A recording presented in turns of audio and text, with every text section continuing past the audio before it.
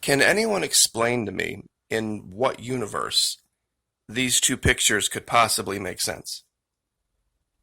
Donald Trump giving random guy named Juan the big thumbs up, and yet same said random guy named Juan at a podium with Nancy Pelosi grinning gleefully over his shoulder. What is it that this guy could represent to both of them that would make them so happy? Is it oil? That's part of it. Is it control of a nation? Yeah. But what it really boils down to is debt. And I found something I'm going to share with you guys today they forgot to scrub from the internet. It's an old page, but it explains in detail what the future of Venezuela would be if this guy got in charge. And it has to do with debt. It has to do with the IMF. I can't believe that they didn't scrub it. I can't believe they've missed it. Now, why are we on this subject? Well, most recently, they have picked up yet more guys staking out power facilities and refineries in Venezuela that are tied to DC, tied to the U.S. military, tied to the CIA. Specifically, this guy in the upper right, his name is Matthew John Heath. And they picked him up in a truck with three other guys, one of which was a Venezuelan sergeant. So this guy had inside info, inside help, and he still got busted. With weapons, with money, with sat phones, with smartphones. And just like the others, he's going to go to jail in Venezuela. Now, some would ask themselves, wait a minute, Maki. The media has been telling us that Venezuela is a failed state. How can their military be picking up these guys and doing this good of a job at security? I thought they were like the guys in Iraq that had the mismatched uniforms, the Bermuda shorts, and one gray boot and one black boot. Well, it has to do with something that we have been talking about over at Twitch. Specifically, a game we've been playing, and I know that's going to confuse a lot of you as well. What does a game have to do with real society, Maki? Come on, get serious. Well, it does. It has to do with basic discipline, basic soldiering. And what a lot of people don't know about Venezuela is this. The boots on the ground in Venezuela were not trained by the Russians. They were not trained by the Chinese. They were trained by the United States military. Venezuela was our ally. Venezuela was our ally. They were the first Latin American nation, including Mexico, to get the F-16. They still have them. Venezuela was our ally. The leader of the Venezuelan military trained at Fort Benning, Georgia, and the guys on the ground doing patrol, doing force recon right now, have been trained by the very best. And that was us. How do I know? I was in the United States Army when Venezuela was our ally. Colombia was more of a threat. Peru was more of a threat than Venezuela was. There's even an article here now. This is how far we've fallen about Venezuela transferring those F-16s to Russia. Now, force recon. Many are aware of the movie Heartbreak Ridge with Clint Eastwood. This is what that platoon was charged with doing, the one that he was supposed to fix, the one that he was supposed to bring up to speed. It's the very first line of actual on-the-ground intelligence. That's what I did. I was Army intelligence. Now, I was more of a pencil pusher than these guys were. But the observation of the enemy, maintaining good security, maintaining proper posts, and doing your job with a high level of discipline doesn't require high tech, doesn't require you to have the best of everything. And Venezuela has suffered greatly in the last 5 to 10 years for a lack of equipment and a lack of resource, but not for a lack of training. Now, I had mentioned Twitch. You see, there's a game we're playing, and in this game, this is me in the upper right, by the way, in case anyone wants to ask me questions or join us every night at Twitch. This character, what he has to do is he goes up, and this is what you're seeing him doing. He has to assess these fortresses and these outposts and observe the movements of the guards and see if a weakness can be assessed, a weakness can be found, and then move in and take them out, usually quietly, one by one, until they're all reduced down. And if you make a mistake, and believe me, ask anybody who's watched me play this for 3 or 4 hours, I make mistakes all the time. You know, sometimes I get a little too aggressive, sometimes I don't look as closely as I should, and it usually means the end of the character. The character dies. That's what I'm doing right here. This is what you're seeing me do. I'm coming up behind where they have some tents set up, and I'm watching the movement. You can kind of see through here. It's a little bit difficult. The movement of this guard post. There's a guy way out here, there's a guy here, and there's a guy here. And I've got to figure out which one do I take out first, because they're all line of sight. Now, this is the basics. This is the fundamentals of reconnoitering. And this is what these guys don't get. You see, these are the guys I just showed you that had their eyes blacked out. These are the guys that got picked up. And we see this over and over again. They underestimate the Venezuelan military. The Venezuelan military, the guys on the ground right now, are being trained by an officer's cadre that when they were young soldiers were trained by the United States military. Now, I had mentioned, and this is some of the things they caught him with, this stupid little pistol carbine. I don't even know what the hell this thing is. It's worthless. I would never have it in my pack. It's something out of the movies. But this up here, this is a law. This is a light anti-tank weapon. This is probably meant to knock out a transformer or knock out a pipeline. I don't even know if it would have that level of power. The law is an older model. It was back from the 70s. It wouldn't even dent a modern tank. So to call it a light anti-tank weapon is, you might be able to knock a track off, maybe. But it would be great. It's a great terrorist's weapon. This is probably the only thing that's a better terrorist weapon down there, is the money to bribe people. But even then, it didn't work. Got them with smartphones, sat phones, IDs. They know who these guys are. And we used to catch guys all the time doing stuff stupid. And usually, most of the time, it was not a big deal. But you basically, what you got was extra duty at 5 o'clock on Saturday or Sunday morning.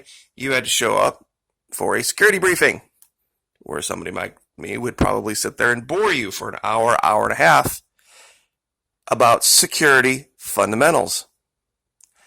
Venezuela has a command of security fundamentals. Now, what's that document I was talking about that covers this issue with why you would see Nancy Pelosi and Donald Trump support the same guy?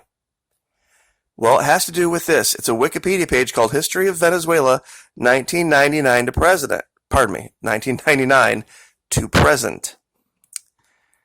Now, down here, they accidentally left in some information that gives up the game. You ready for this? The 1970s were boom years for oil, during which the material standard of living for all classes in Venezuela improved. This was partly due to the ruling AD and COPEI parties investing in social welfare projects. Okay, they had a two-party system down there prior to Chavez, prior to Maduro. AD, Acción Democrática, and COPEI, C-O-P-E-I, those were the two ruling socialist parties that took turns. There was no free market neoliberal capitalism in Venezuela prior to Chavez. See, this proves it. This was partly due to the ruling AD and COPE parties investing in social welfare projects, which, because of the government's oil income, they could do without heavily taxing private wealth. Venezuelan workers enjoyed the highest wages in Latin America and subsidies in food, health, education, and transport. This is why they had to get rid of Chavez. This is why they have to get rid of Maduro. You see, this is a problem for DC. The Democrats need to be able to tax the wealthy. They need to be able to demonize the rich. Because that's what gets them put in power. Because if they can't do that, if Nancy Pelosi can't do that, she can't get her people elected. And the reason, of course, it's obvious why Mr. Trump would like this guy to come back is because he would just basically open the door and let U.S. business do whatever it wanted. But let me continue here. However, toward the end of the 1970s, these tendencies began to reverse themselves. Per capita oil income and per capita income both declined, leading to a foreign debt crisis, and forced devaluation of the bolivar in 1983. Now, here's where part of the story that DC is telling you is true. See, all great lies have a little bit of truth mingled in it. This is the little bit of truth that makes their lie somewhat palatable to ignorant people. What the socialists did poorly, did very, very poorly, and still do to some extent, is plan for the future. You see, at this time in the 1970s, Venezuela was just coming into modern society. They had this huge amount of income, and so they were just getting cities built that had electric, like we know electricity to be, plumbing, sewers, roads and streets, offices, the basic functions of government. But what they didn't do in their financial planning is plan for, hey, you know what, this brand new sewer system that we're putting in right now, or this plumbing system, 30 years, it's going to need overhauled. We're going to need all of this money back again to redo this. You see, they didn't do that. Now, you'd think that's pretty irresponsible. Well, there were forces in the United States loving that. The people who were loving that was the IMF and those associated with it. They told Venezuela, yes, spend away, spend all you can, spend more than you have, no big deal. See, this is part of the story that's true. So when the time came to fix things and when the time came to maintain things and upkeep things, they didn't have the money to do it because they had overspent on things. They grew too fast. You see, that's the truth. But there were people that could have said, wait a minute, hold on. You need to grow a little slower here. Put some money back so that you can maintain as you grow. Now, the people who did this, was that Chavez? Was that Maduro? No. This was AD and COPE. The negative trend continued through the 90s. Per capita income in 1997 was 8% less than in 1970. Now remember, this is 1997. Chavez is not in charge yet. Workers' income during this period was reduced by approximately half. Between 1984 and 1995, the percentage of people living below the poverty line jumped from 36% to 66%, while the number of people suffering from extreme poverty tripled from 11 to 36. 1984 to 1995. That's here. On this chart, here's 95. That's here. Who were those guys? See, the red is Chavez. All this nonsense here, this is what Washington, D.C. wants to go back to. All these lines back here, the orange, the yellow, the purple, the blue, Campins, Lucinci, Rodriguez, all these guys, this is what D.C. wants to go back to. Because to fix this, the only way you fix it is debt to the IMF. Debt to the IMF. And this is what Chavez did. Chavez said, yeah, you know what? We're going to curtail things. We're going to cut things back. We're going to renegotiate. And that's also in this article as well.